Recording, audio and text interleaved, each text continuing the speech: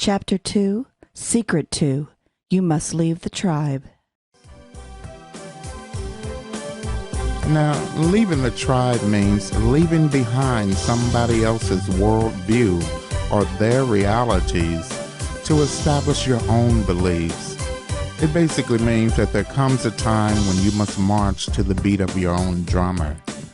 For example, I had to get rid of the belief that I could never achieve anything because the white man wasn't going to let me. Now, that belief or that view was not mine. It belonged to my mother. But allowing it to settle into my subconscious really prolonged my journey because it became a mental obstacle that I had to learn to overcome.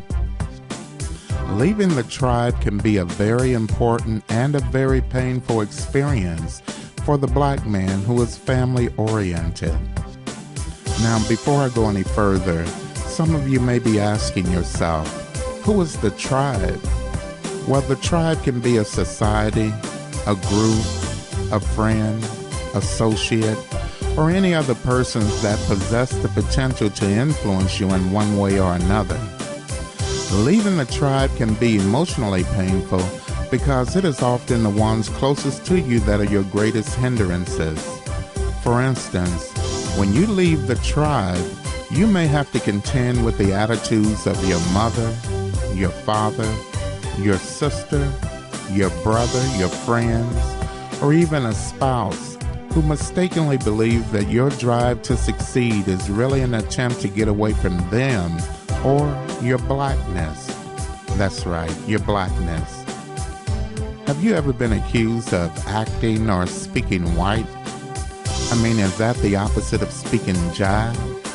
Of course, I'm being facetious, but it's incredible what people will say about you when they see you leaving the tribe, even those of your own family.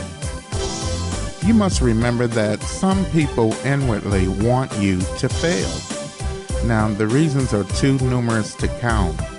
Some people want to see you fail because your drive and motivation to succeed threatens their own sense of who they are. Somehow, by stepping out to follow your dreams, you somehow reveal a weakness in them that they really don't want to deal with.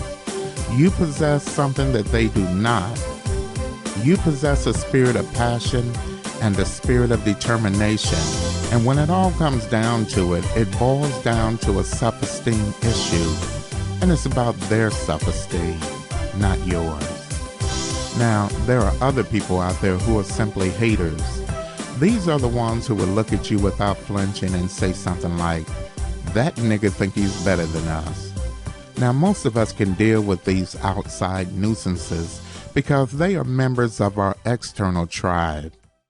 We can deal with them because we know that we are simply dealing with jealousy. We can overlook much of what they say about us because we know that misery loves company. These haters are not going anywhere in their life, and they would be perfectly content to see you stuck with them.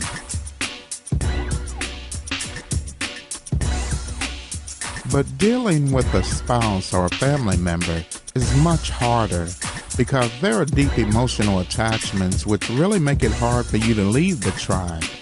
Nevertheless, if your family operates on the extreme side of dysfunction, you may have to limit your time around them. And they'll make sure that you feel a little guilt about doing it too. But be of good cheer. You'll soon learn that you can work your way through it. You can still love them, but that might only be from a distance. Or you may simply choose not to share your desires or your dreams with them because you already know what type of negative response you're going to get. The bottom line is, you need to surround yourself with the people and with an environment that will foster your creativity. Also, dealing with a non-supportive spouse is even more difficult because the relationship may carry the extra weight of being linked up by finances and children. Now, I'm not telling you to run off and get a divorce, nor am I telling you to move to the other side of the world so you don't have to deal with your family. What I'm saying to you is this: you will have to learn to emotionally detach yourself from their opinion of you, just like you would from anybody else.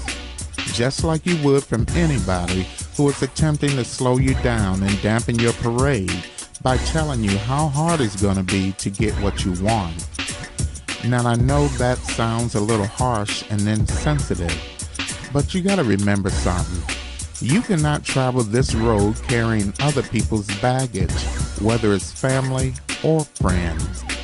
Always love your family, but you got to be careful of their influences too.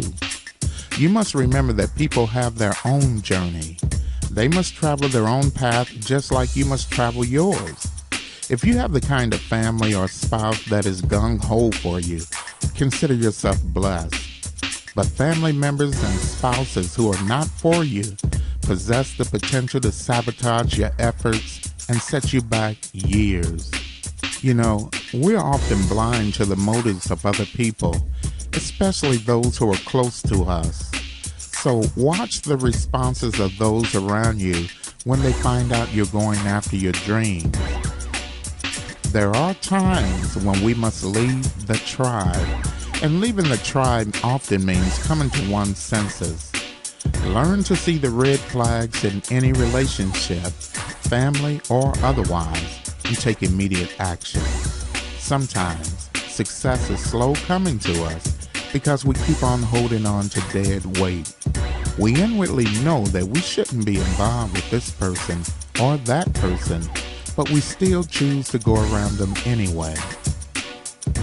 But you have to remember this. Only when the pupil is ready will the teacher appear. This brings us to secret number 3.